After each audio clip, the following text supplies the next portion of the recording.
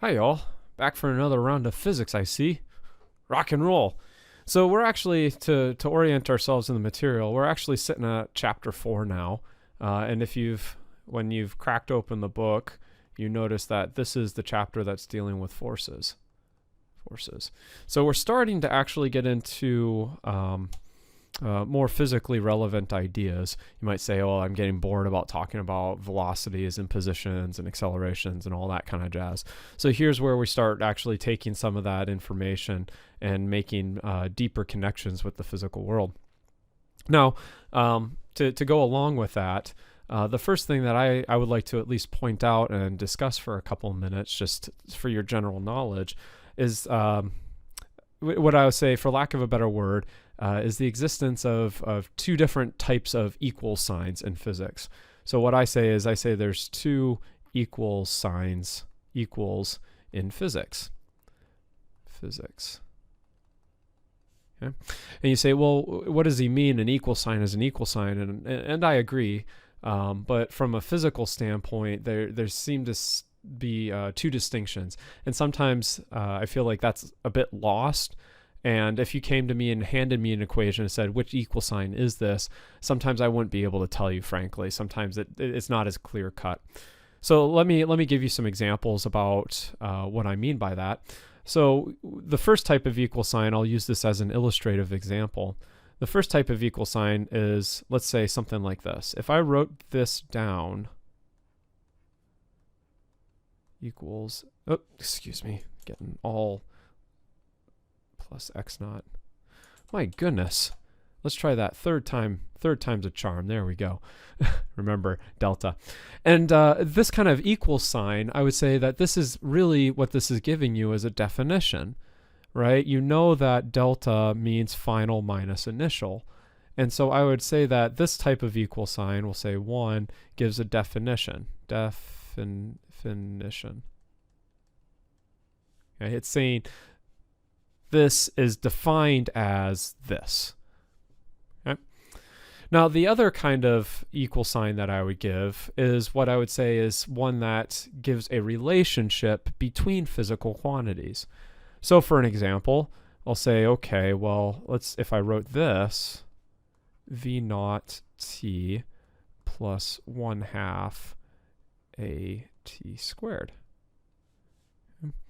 And you see that, I'll go 2, I'll say relationship. Okay, put that in quotes, kind of, that's a real fuzzy kind of idea. But you see here, I think that you would argue that you could say, or hopefully, I don't think it would be a stretch to argue that this equal sign is vastly different than this equal sign. But here in the physics standpoint, I would say that this equation is a lot different than this equation, the first one. And the reason is because it's giving relationships, and maybe I should go further, between physical quantities.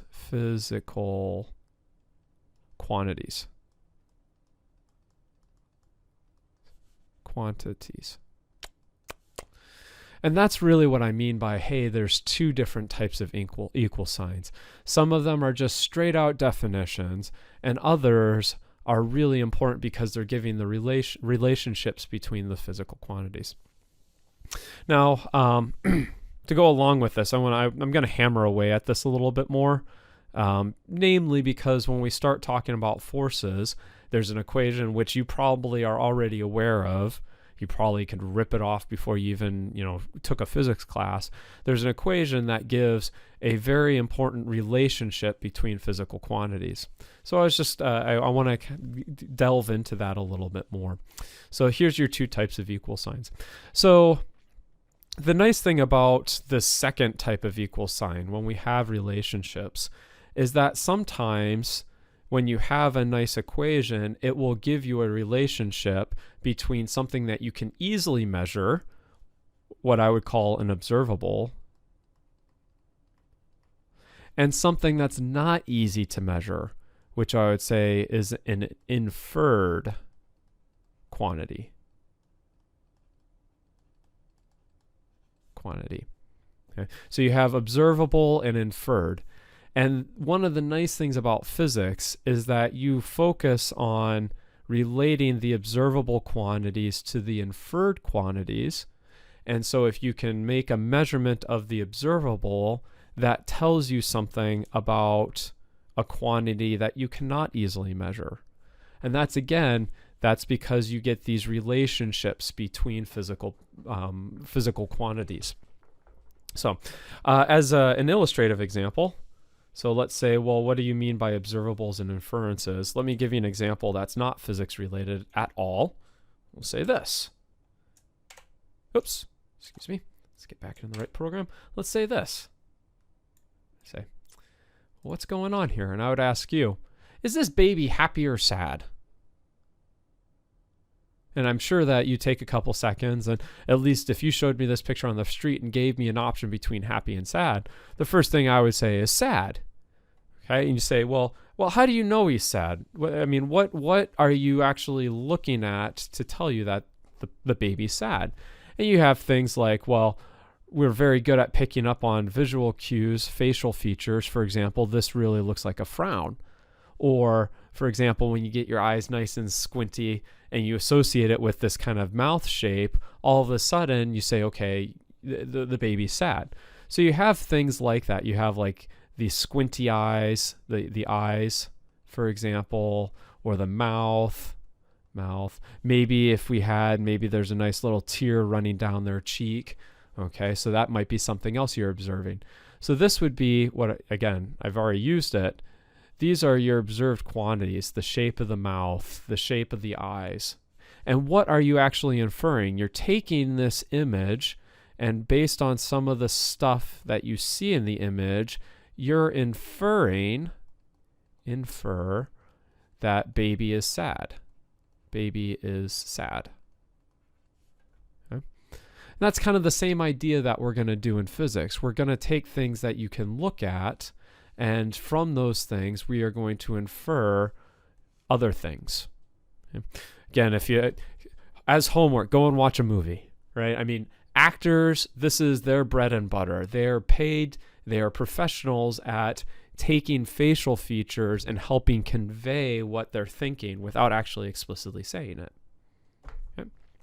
Now, I'm going to splice the video in here, but going more towards a physics example, which you've already seen, is the ball rolling across the desk behind the screen.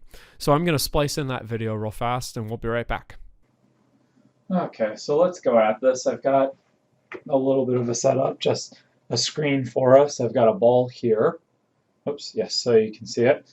And all we're doing is our simple experiment. Rolling the ball. Let's get that. Rolling the ball behind the screen. Now, of course, you say, okay, that's everything I expected, and we'll sit down and talk about why that is. But let's go ahead and do it again. And now, the question is, how do you know something happened? Okay, and we're back. So you've seen that, and again, it was the same idea. When you watch the ball rolling, and it goes behind the screen and emerges, what are you actually? Well, you watch it go behind the screen and it emerges, and you think, okay, everything's fine, and then you watch it go behind the screen, and what do you observe that tells you that something has gone on behind the screen? Say pause it. You see that since there is a change in speed of the ball, you infer Greg stopped it.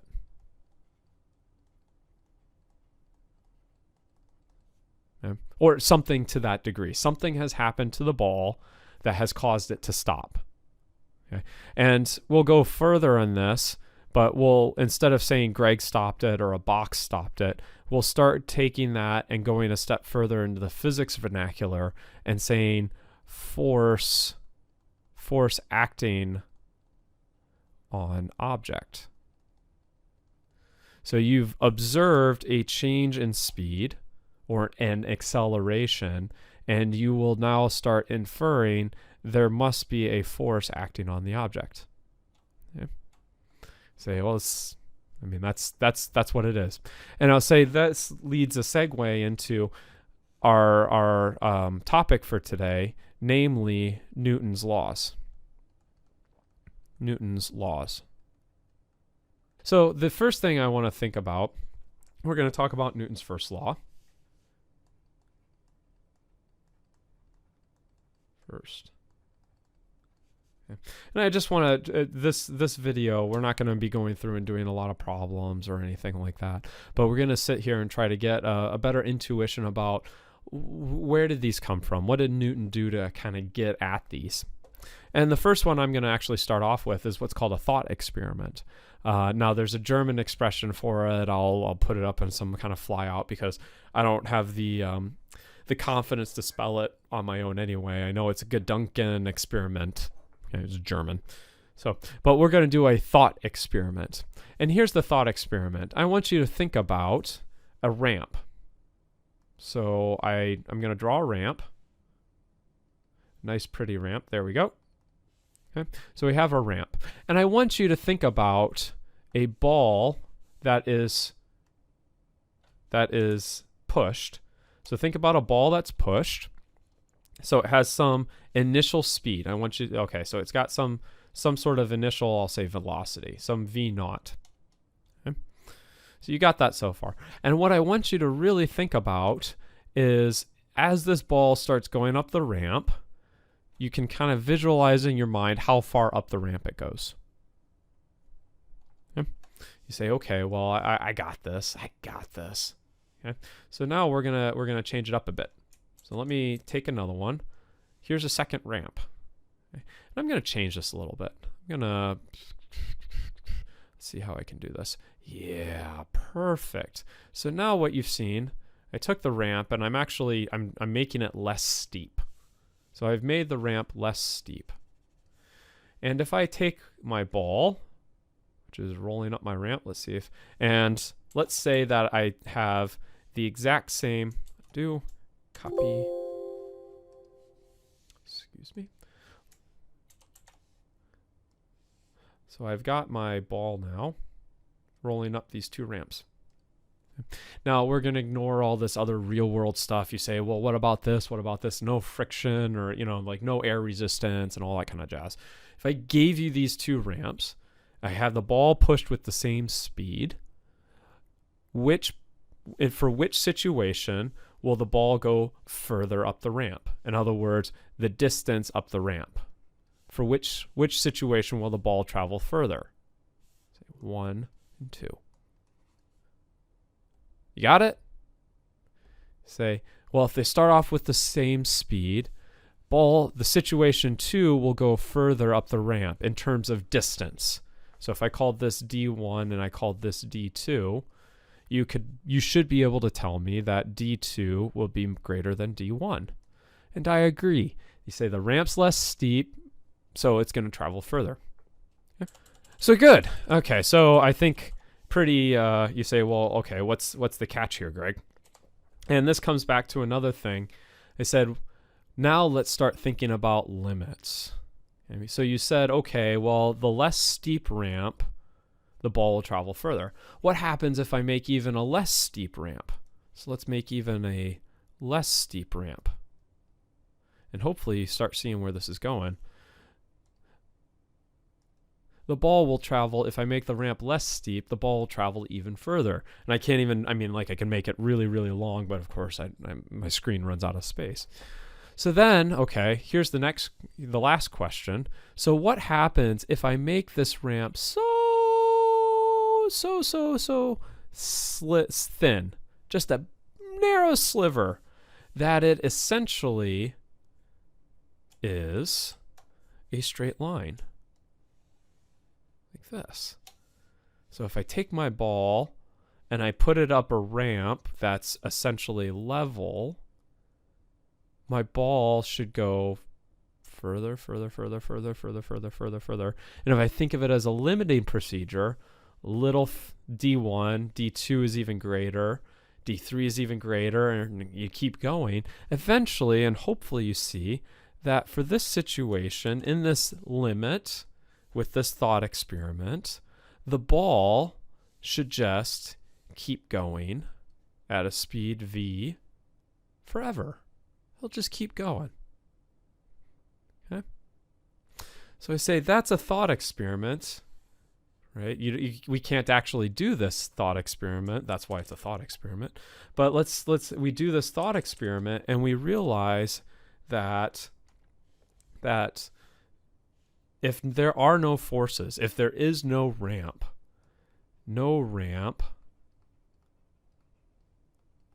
ball travels forever. Right? Just doing that limiting case. Okay. Now you can read about the history of this. This is a huge shift. Okay. Pre-Newton, you say, why do we remember the name of Newton? Pre-Newton, the idea is that forces required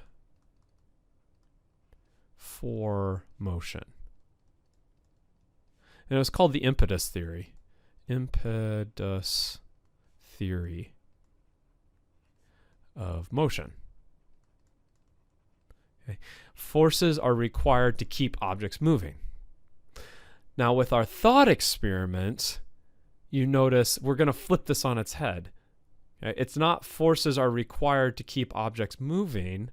It's that forces are required to stop objects. Right? Do you see that? And I'm being a little bit generous with my wording here, but do you see how that's a thought switch? It's not that objects will stop unless they're acted on by a force. It's objects will keep going unless acted on by a force. Okay, so it's kind of like the flip side of the coin. So this was the prevailing theory pre-Newton. Okay. Post-Newton, or with Newton, it was forces required to stop objects. Now I said I'm being a little bit generous with my wording. Okay. In fact, I should X this out. And I'll tell you right now, a lot of your experiences would tell you that this is right. Right? For example, if I take a ball perfectly level, or let's say I take a block and slide it along a perfectly level surface, you notice that the block stops. You say, well, there we go. In order for me to keep the block moving, I have to keep pushing on it. And I say, yes, you do. The issue is that there's a force as that block is sliding across the surface. There's a force acting on it. There's a force acting on it to slow it down. You say, what's that force? And you probably are already familiar with it, even though we haven't discussed it yet. It's friction. If you could remove friction, then that block will just keep sliding forever. Say, how do you do that? Well, for example, ice is a pretty good frictionless surface. So you go to a hockey rink, you push a puck, and you can watch it just keep sliding at a constant speed. Okay. So that leads us to this idea. Okay, I'll say force is required to stop objects. Newton went a little further. There's a couple more things to it. So let's give you the formal. No, I'm not gonna write down the book definition. If you want to go and memorize the book definition, go for it. Okay, I will tell you need to have some variation of this law memorized. Okay, now it doesn't have to be word for word the book. It doesn't have to be word for word Greg's definition, but you have to have some sort of definition memorized. People will not take you seriously as a scientist, as a physicist, as an engineer if you can't recite Newton's 3 laws. Okay? So, how I'm going to... So, Newton's first law. Okay? I say forces... excuse me. First of all, let's get black here. Say...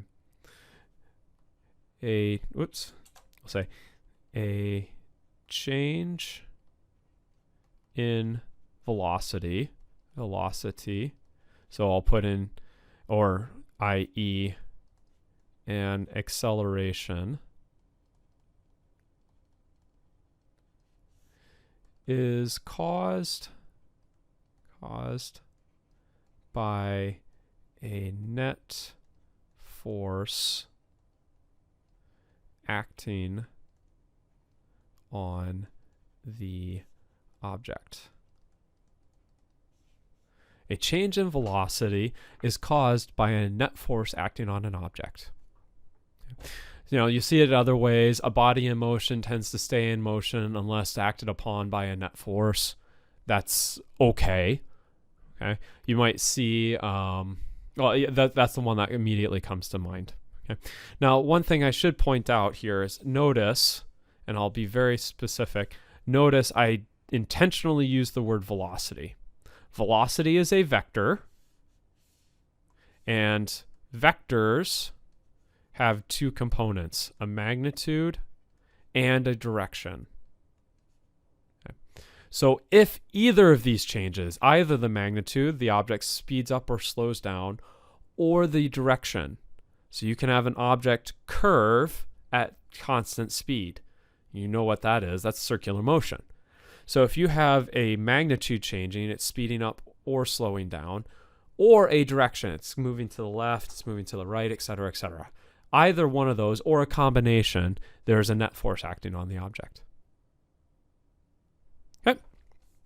Let's go ahead. Let's move on to Newton's second law. Second law. And this is really, I guess the first law also does this, but this is really where the rubber hits the road in terms of observables versus inferences. So Newton's second law simply states that the acceleration is or the force and the acceleration are proportional, and the constant of proportionality is the mass. Now, most of the time, again, you say, okay, well, do I need to memorize all of that? No.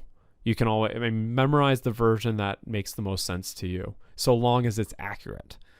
So, of course, one of the ways that most people will write this is not use the words at all. Sometimes they would just use the equation. You'd say Newton's second law, what is it in a nutshell? The nutshell version is the net force is equal to the mass times the acceleration. Okay. And again, this is not an equal sign in terms of a definition. It's not that force, a net force is defined as mass times acceleration. No, no, no, no, no. You will see later, I will give you some definitions for forces. Okay, I'll say, here's the definition for the gravitational force acting on an object. Here's the definition for the frictional force acting on an object. Here is how you would calculate the tension force or the normal force, or the definition for the force of air resistance. Okay, so there's all of these definitions that you will see later. Right now, this is the second type of negative sign. This is giving you a relationship between a quantity that's easy to observe, the acceleration, and the quantity that's inferred or not easy to observe, the net force. Okay, so this is a relationship between two physical quantities. Very important. Now, I guess we could go into some thought experiments. So I could say, well, what about this one? What happens? You say, where does this come from? I don't think it's that big of a stretch. Now, doing the experiments, of course, and of course we also have, 300-400 years of hindsight to say, well, duh, that doesn't seem like a big deal. But you could come up with something like this, right? Here's a thought experiment. Let's say I hook, and maybe it wasn't, people pulling cars back in the day. It's probably more like, horses pulling rocks, something like that. So let me take this. Oops, escape, undo. Let's take this one, copy. Let's say I do something like this. And it makes perfect sense, right? If I have a single person pulling a car, or I have two people pulling a car, so you start at the right. Here's the start line. Okay, here's the start line. We'll do it where the cars are. There's our start line. Which situation will win the race? Here's the finish line. You say, I got this. I already know. I have two people. So same mass. Mass is the same, but I have twice the force. The second car should win the race. Perfect. In fact, you can even go further and say, well, what's the acceleration, assuming that these people pull at the same, have the same strength, et cetera, et cetera. But the point I want to make is, as your net force on the object goes up, the acceleration of the object goes up. That's pretty much it. So, okay, well, that's situation one. What about situation two? And situation 2 would be something like this. What happens? Copy. Paste. What happens if I increase the mass? So I keep the force the same runners, 2 runners, that's it. And I increase the mass. Who's going to win the race? You go, well, I got this. This situation 1, situation 2. Situation 2 is going to win the race. And the reason for it, as my mass increases, my acceleration goes down. That's what Newton's second law does. Right? Newton's second law is just a way of writing those 2 examples.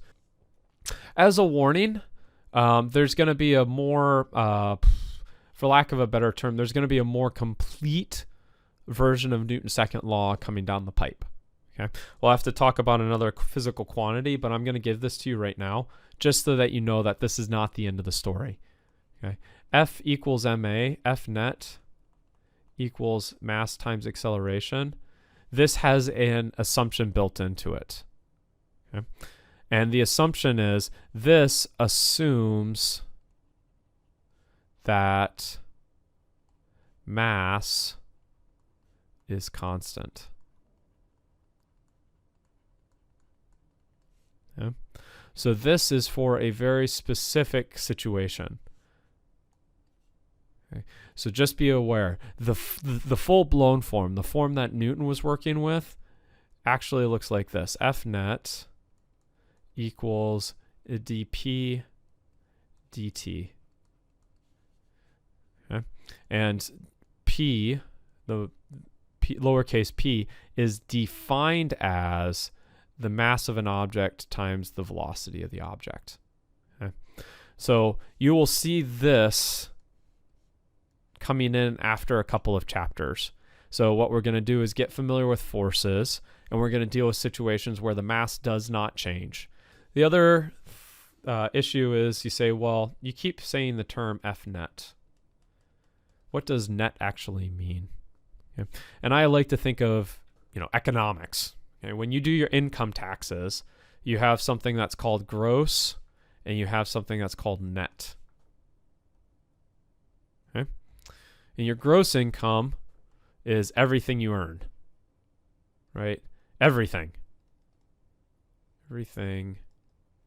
you earn.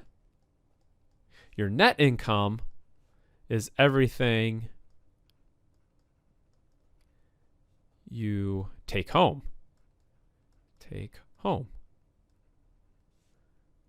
Right? So your gross is always greater than or equal to your net. You say, well, what makes the difference up here? You have taxes and Social Security and medical benefits and dental and, all that kind of stuff. Okay. So here's the idea, though. We're using net in the same way right down here. Okay. It's all of the forces that have an effect. Or I should say it's the overall effect of all of the forces. Okay. So how we write this is the net force can be written as, for example, the summation of all of the individual forces. Okay. This is also referred to, this idea is referred to as superposition. Superposition.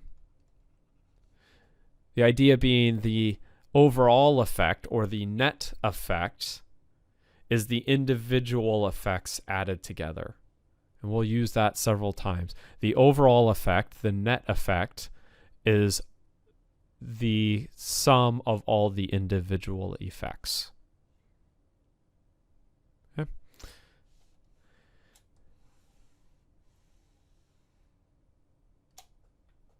Good. Excuse me. Okay. I think that's all I have to say about that. So let's go ahead and get rid of that. And let's go on to the last part. So of course you say, well, there's Newton's 3 laws. So we've got third law. Okay. And I call this, most people refer to this as the law of reciprocity. Okay. I think of it as, reciprocity. I say you can't get away, but you can get even. Now the formal way is given two objects. So I'll say this, given two objects.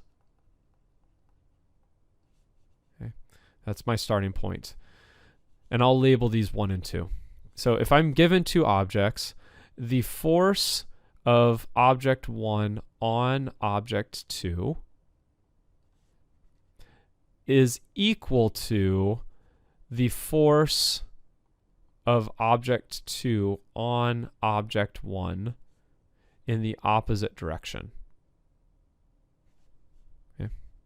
So say the force of object 1 on object 2 is equal in magnitude and opposite in direction as the force of object 2 on object 1.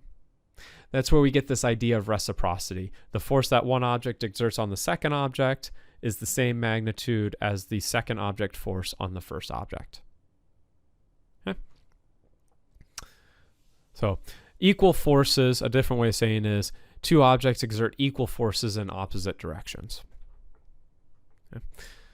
One of the things that I'll highlight that I guarantee that some of you will get tripped up on is please notice that I'm dealing with two objects, only two objects, and only the forces acting between those two objects. You will have a lot of times in physics where you have two forces that are equal in magnitude and opposite in direction, but they are not because of Newton's third law. I'll say that again. You will have times where you have two forces that are equal in magnitude, opposite in direction, which are not a Newton's third law pair.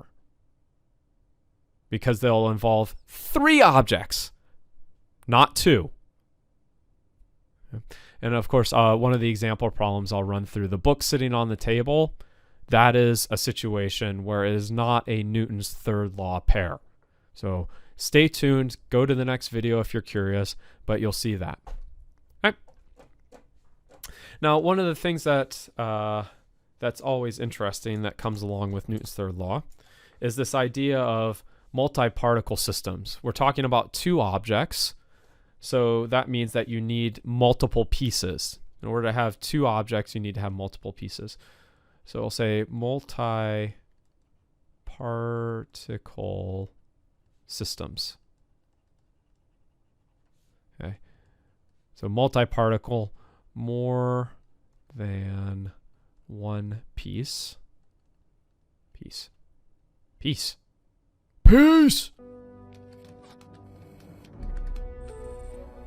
Hey, all right. Look at us. Take a look at the Earthlings. Goodbye. I'll take care, all right? Nothing but love for you. Nothing but love for you. You think they have any clue what's about to happen to them? Oh, not a chance. Good night.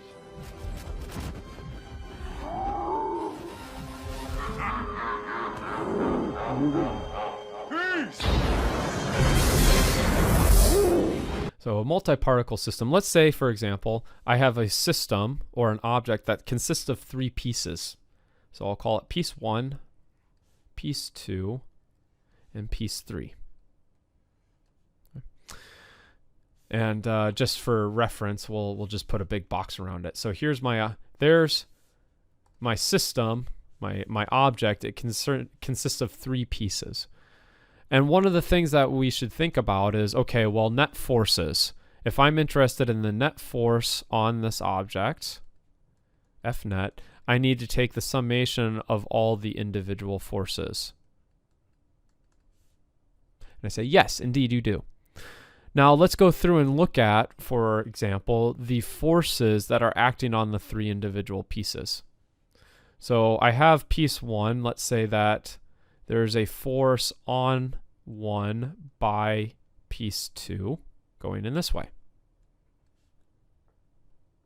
And over here, there's a force on 1 by piece 3 going this way.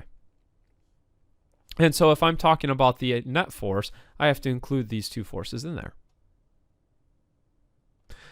But wait, there's more. I have piece 2. Okay. Newton's third law tells me that if particle 2 exerts a force on particle 1, then particle 1 must also exert a force on particle 2. So I have to draw a line in here that says force 2 by 1, according to Newton's third law. And you notice those two forces are in opposite directions. Similarly, I should put force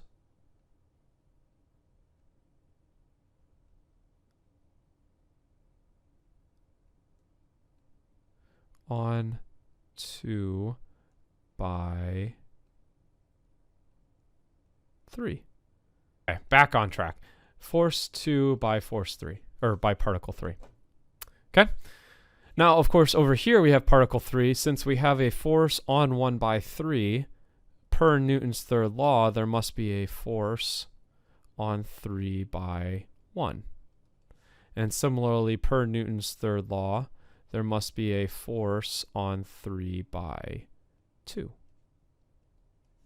So I should include all of these forces when I'm trying to find the net force. But you say, wait a minute, Greg, I already know the sum of that. This force on 1 by 2, cancels the force on 2 by 1. You say, well, how do you know that? Newton's third law. Or the other way you could say it is graphically, those two arrows are pointing in the exact opposite directions. They're the same length, pointing in the opposite directions. They should cancel. So this one cancels that one. And the same thing, you say, well, this one should cancel that one, and this one should cancel that one. So if these are the only forces, if the internal forces are the only ones present, I could go through and actually write it all out, but at the end of the day, the net force is 0.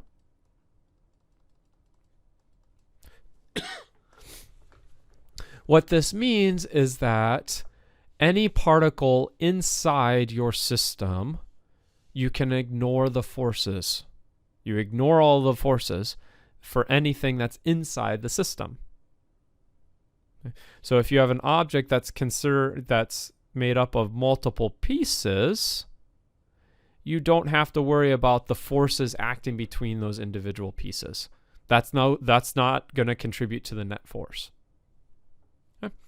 Which is pretty nice. Now the harder part probably is understanding what the system is. Okay. And this kind of goes along the same lines as your choice of axes. Okay.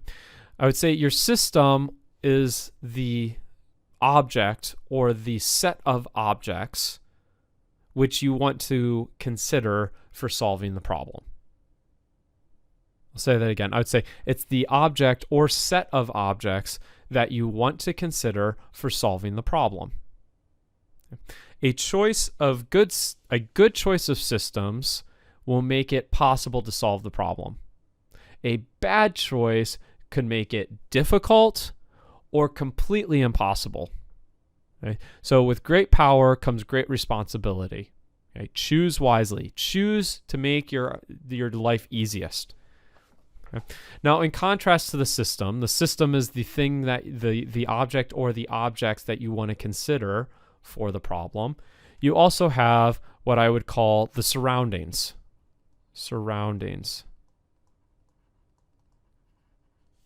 Okay. These are the objects which exert forces on your system. Okay. So if you have objects, you say, okay, I want to consider this object. That's my system. To do your surroundings, you have to sit and think, okay, what objects exert net forces on my system? And I should be more specific. Because we're in the game of simplifying to make our lives easy, you should ask yourself, what objects are in the surroundings that exert an appreciable force on my system? So there's a skill to knowing what objects are important in your surroundings and what objects are not important. That is a skill that I wish I could tell you. I wish I could give you a hard and fast rule. That is a skill that comes with time. You have to sit and develop that skill, which means you need to practice it, When you start off with force problems, practice with choosing a system and a surroundings and mentally work at that. Okay? Every time I'm going to ask you for that on tests, I'm going to say, what's your system? What's your surroundings? Okay? Because there are times where you can choose a system and solve the problem one way. You can choose a different system and solve a problem in a different way. Okay? And still come up with the right answer. Both of those ways are perfectly valid. Okay? So start now practicing thinking about what's the object I want to consider and what outside objects interact with my system. Okay? I wish I could give you an easy way to do it and make your life easier. But on the other hand, it's difficult. You're going to develop that skill, and that's what's going to help you make money in the future, right? I mean, this is a skill that has to be developed and practiced. Okay. So the last thing that I'm going to talk about, since we're doing a lot of theoretical kind of stuff today, we're, thought experiments and defining things and kind of just getting a feel for some of the quantities that are important. The last thing that I'll talk about is the structure of mechanics. Structure of mechanics. Because we're now at a place where we can actually talk about this. And if you say, okay, mechanics, think of moving objects. Okay, if you want to think of it that way, say moving or unmoving, not moving objects. Okay, or how objects move. And it's pretty, in some sense, it's really cool. Okay, and the structure of mechanics works out like this. If you know the initial conditions, so knowing, if I could spell, wow, knowing does not have an I, excuse me, knowing initial conditions. For example, initial position vectors or initial speeds, I should say and accelerations, for example. If you know these initial conditions, in other words, the stuff that we've been discussing for chapters 2 and 3, if you know that, and you know the interactions, plus knowing interactions, or a better way of saying this is forces acting on system. So if you know the initial conditions, positions, speeds, velocities, accelerations, and you know the forces acting on your system, you can predict final positions, final velocities, maybe even final accelerations. Put final here. So this will allow you to do situations that are non-constant acceleration. And that's the basic idea that's the basic structure of mechanics. If you know these pieces of information, initial states and the interactions, you can predict final states completely deterministically. Okay, you can do it without any error. Okay? In fact, most of the time, the error in where they're going to be at means that you either don't have a good idea about all the interactions or you have poorly measured the initial conditions. Okay? So really, what does this mean? This means if you know the initial conditions and the interactions, you get to be a predictor of the future. That's what this really means. That's what the mechanics is. Okay, so that's some motivation for us to keep going. And right now, like I said, chapters 2 and 3 really deal with kind of understanding positions, accelerations, velocities. Chapters 4 and 5 are dealing with more about the interactions and figuring out what the interactions are. And of course, after that, we could probably move into something like predicting where things will be in the future. Hey, thanks for your attention. I'll see you next time.